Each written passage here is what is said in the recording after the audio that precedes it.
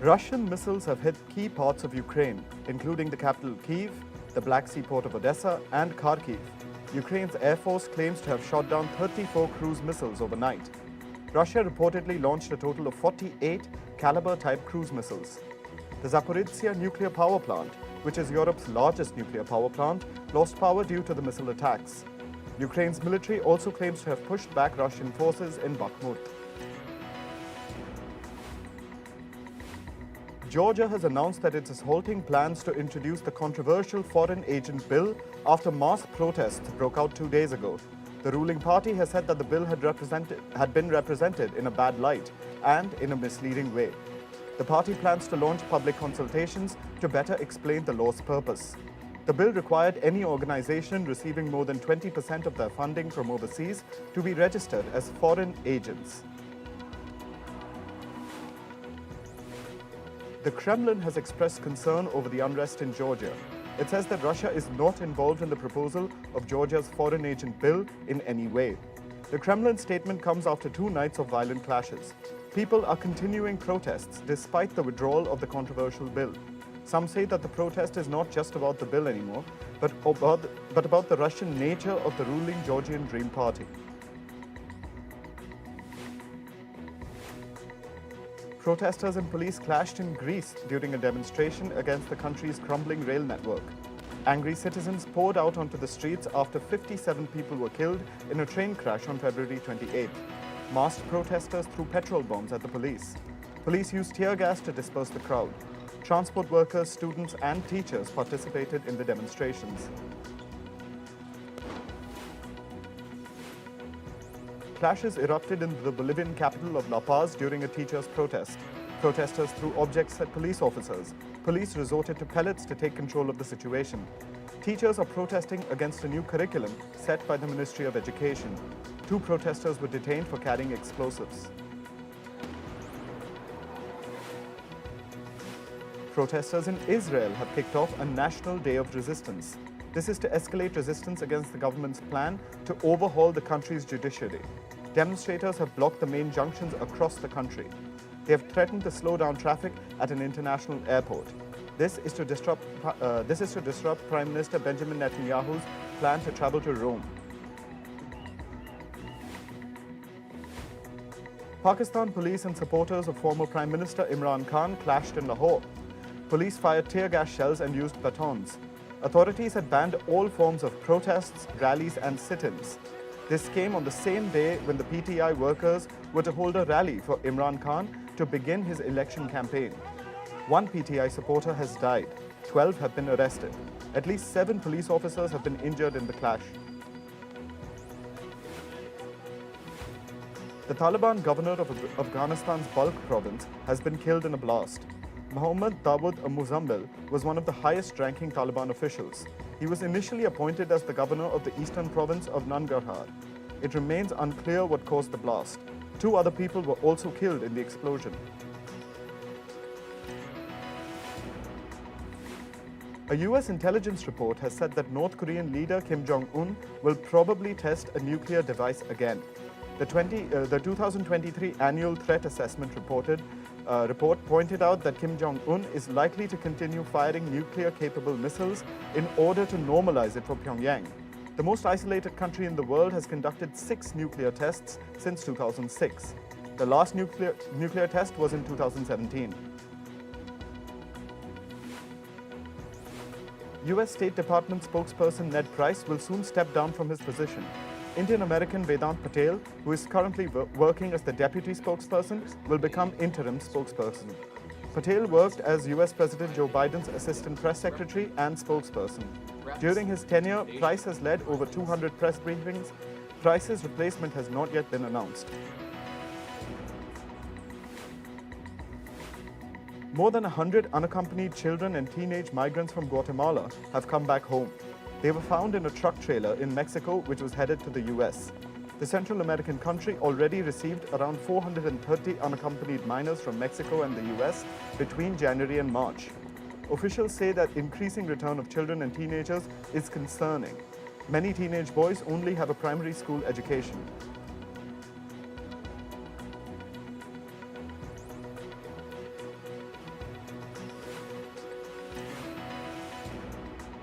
A court in the East African nation of Burundi has charged 24 people over engaging in homosexual practices.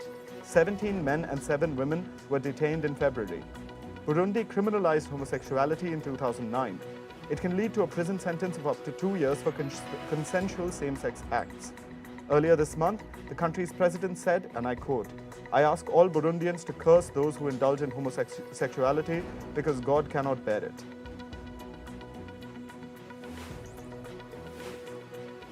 State prosecutors in Fiji have charged former Prime Minister Frank Bainimarama with abuse of office.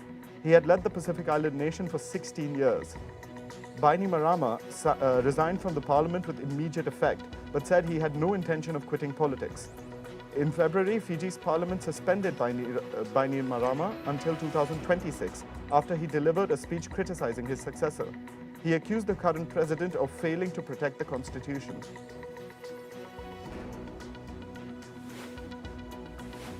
Three people have been arrested for sushi terrorism in Japan. A 21-year-old and 2 minors were picked up by the police for unhygienic conduct in Japan's conveyor belt sushi outlets. A video showed the miscreants applying saliva to a plate of sushi before it proceeded to other patrons. The videos have sparked outrage in Japan and calls for strict action.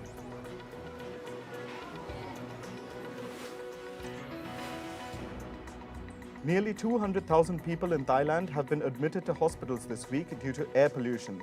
Thailand is blanketed with a yellow-grey haze, which is a mix of vehicle fumes, industry emissions, and smoke from agricultural burning. More than 1 million people have fallen sick due to air pollution since the beginning of the year. Officials have urged people to wear a high-quality N95 anti-pollution mask. Winter in the year 2022 in the Northern Hemisphere was the second warmest on record and unusually dry. EU scientists have said that temperatures were particularly high in parts of Eastern and Northeastern Europe. However, in Western Europe, it was drier than average. Researchers also claim that Antarctic ice was 34% below average in February.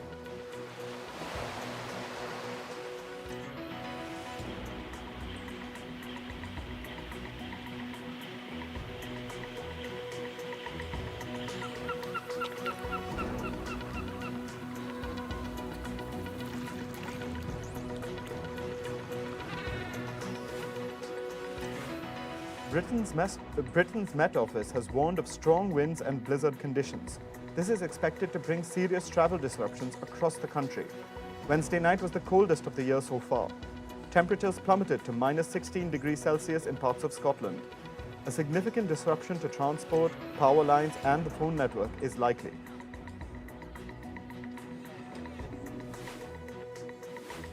Bill Gates has said that climate change is an urgent issue, but it will not be solved by asking everyone to become vegetarian.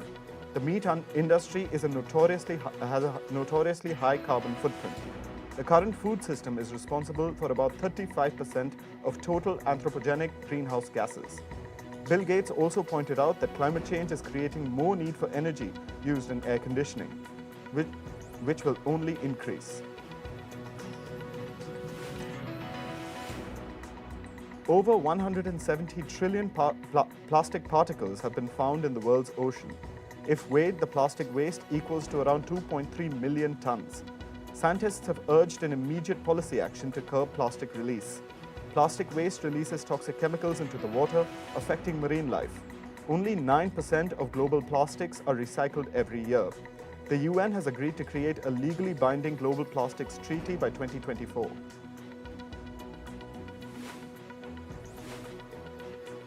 Africa is slowly ripping apart, and it could be 2 different continents. The split could result in the genesis of a new ocean. The possibility is because of movements of tectonic plates underneath the African continent. The event could take 5 to 10 million years to come into fruition. The split supposedly is contributing to a break in East Africa called the East African Rift System. In what the scientific community worldwide is hailing as a massive breakthrough, Japanese scientists have created mice with 2 biological fathers. This advancement can pave the way for new fertility treatments in humans. Interestingly, the mice were created using eggs from male skin cells. The team was led by scientists at the universities of Kyushu and Osaka in Japan. European researchers have revived and characterized 30 new pathogens which they are terming zombie viruses. The researchers examined ancient samples collected from permafrost in the Siberia region of Russia.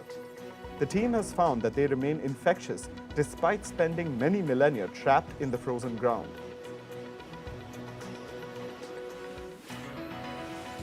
ByteDance-owned TikTok has launched security measures to allay concerns it could be made to share user data with China. Termed Project Clover, they will see a separate security company monitor data flows. TikTok says this will make it harder to identify individual users in the data. The European Commission and many other countries have banned the app from staff devices. Tech mammoth Apple Inc. is reshuffling management of its international businesses to put a bigger focus on India. The shift will result in India becoming its own sales region at Apple. The iPhone maker had also recently mentioned that India had a record quarterly revenue and strong double-digit growth year over year. Honda Atlas Cars, the assembler of Honda automobiles, has shut its plant in Pakistan from March 9th to March 31st.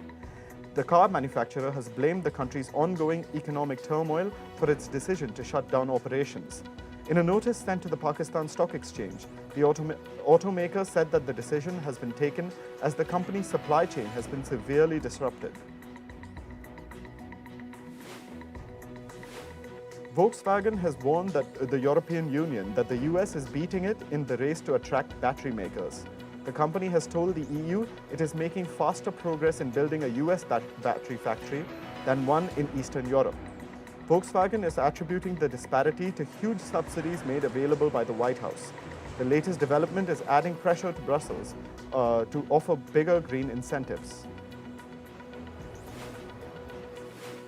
Autonomous car maker Tesla is being probed by American auto safety regulators.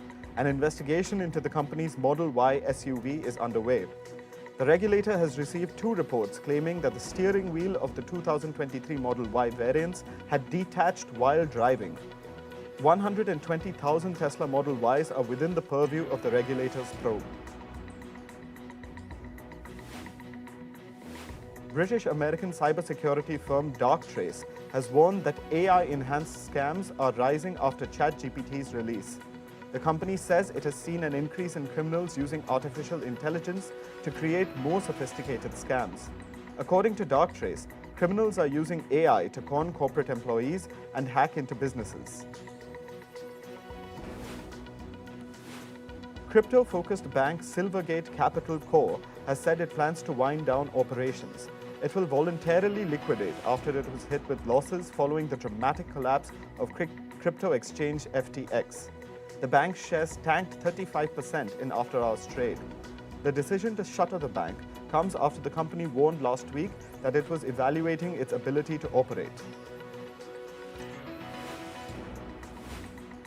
Adidas boss John Goulden has said that the firm is considering selling over $1 billion worth of shoes from Kanye West's Yeezy line. According to the sports giant's top boss, all the profits from the sale of the iconic shoes will be donated to charity. He also said that he ruled out other options such as burning them. The 4th and final match of the Border Gavaskar Test series between India and Australia is underway. It's being held in Ahmedabad's Narendra Modi Stadium. About 100,000 people turned up at the stadium on the first day of the 4th Test. It shattered Melbourne Cricket Ground's record of 91,092. Indian Prime Minister Narendra Modi and his Australian counterpart Anthony Albanese were also in attendance. England batter Sophia Dunkley has smashed the fastest 50 in the Women's Premier League, which is underway in India. She got to her maiden WPL 50 of just 18 balls against Royal Challengers Bangalore at Mumbai's Brabourne Stadium. Dunkley's knock has given the struggling Gujarat Giants some much-needed impetus. A blockchain-based fantasy cricket platform has launched in India with a unique choice for users to invest or trade in players, much like stocks. The platform's algorithm analyzes a variety of batting, bowling, and fielding statistics to assign an index rating to each player. The sports industry generates nearly $2.5 trillion every year globally, while there are at least 3.5 billion passionate sports fans. Bayern Munich cruised into the quarterfinals of the Champions League as they condemned Paris Saint-Germain to another last 16 exit. PSG have now been eliminated from the competition at this stage in 5 of their previous 7 campaigns. The French giants will have to keep waiting to get their hands on the coveted trophy.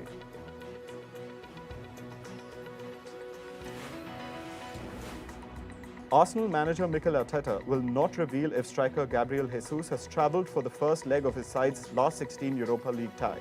The Gunners will face Sporting Lisbon later tonight. Brazil forward Jesus was seen training in London on Wednesday, just before the squad flew to Portugal. Jesus has not played since December because of a knee injury. Lewis Hamilton has said Mercedes didn't listen when he raised concerns about the development of this season's Formula One car. The 7-time world champion finished 5th at the season-opening Bahrain Grand Prix on Sunday. The 38-year-old Hamilton finished nearly 51 seconds behind race winner Max Verstappen. Andy Murray has said he will not be going nuts if Russian and Belarusian players are allowed to play at the Wimbledon this year. However, Murray added that he is torn over their potential return. An announcement on this year's championships is expected soon, and the 3-time major winner remains conflicted. Murray donated over $500,000 to help children in Ukraine affected by Russia's invasion last year. A group of 42 retired Canadian Olympians have urged the Canadian Olympic Committee to reverse its support for Russian and Belarusian participation in next year's Games in Paris. Many countries have publicly opposed the IOC's proposal, and Ukraine has threatened to boycott the Paris Olympics. Canada was among 35 countries that released a joint statement in February calling on the IOC to clarify the definition of neutrality. World Wrestling Entertainment, or WWE, has held talks with state gambling regulators in America's Colorado and Michigan to legalize betting on high-profile matches. The media and entertainment company is working with accounting firm Ernst & Young to prevent results of scripted matches from being leaked to the public. Earlier this year, WWE announced that it was launching a review to explore strategic alternatives for the company. Tiger Woods' former girlfriend, Erica Herman, has asked a judge to nullify a non-disclosure agreement. The said agreement was signed when the couple began dating in 2017. Herman has cited a recent law that limits enforcing such agreements in sexual harassment and assault cases. Woods' spokesperson has not responded to media requests for comments. Russian filmmakers released the trailer of The Challenge, the first feature film to be shot completely in space. The film, slated for an April 20th release, follows a surgeon who has to perform a heart surgery on a sick cosmonaut in space. The film is produced by Yellow Black and White Studio, state-controlled television channel One Russia, and space agency Roscosmos. Israeli actor Chaim Topol, also known as Topol, known for his iconic roles as Tevye in The Fiddler on the Roof, dies at 87. After years of battling Alzheimer's, Topol died at his home in Tel Aviv. Israel's President Isaac Herzog called him a gifted actor who entered deep into our hearts. English model and actor Cara Delevingne has opened up about the 12-step rehab program. Delevingne says yoga, meditation, and therapy helped her become 4 months sober. The 30-year-old had checked herself into rehab last fall following substance and alcohol abuse.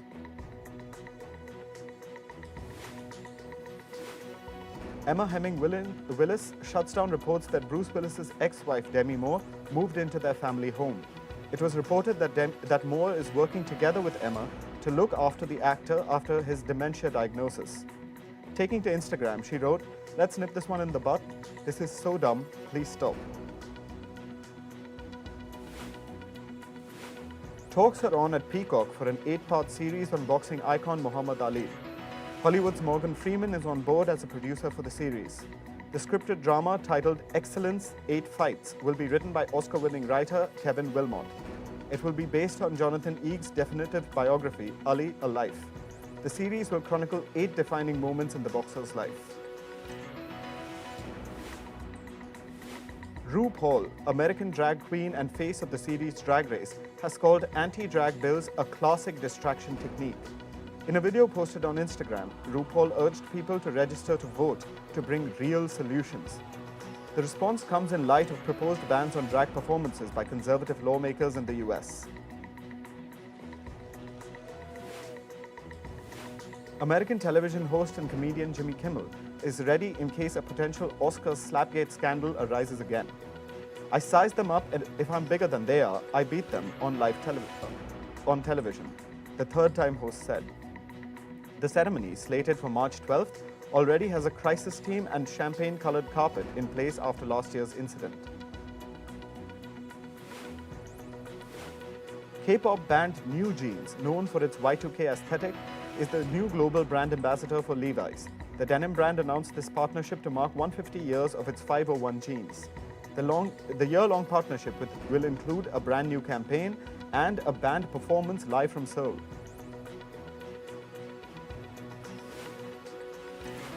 American jewelry brand Tiffany Co creates a one-of-one shoebox to mark Nike Air Force One collaboration.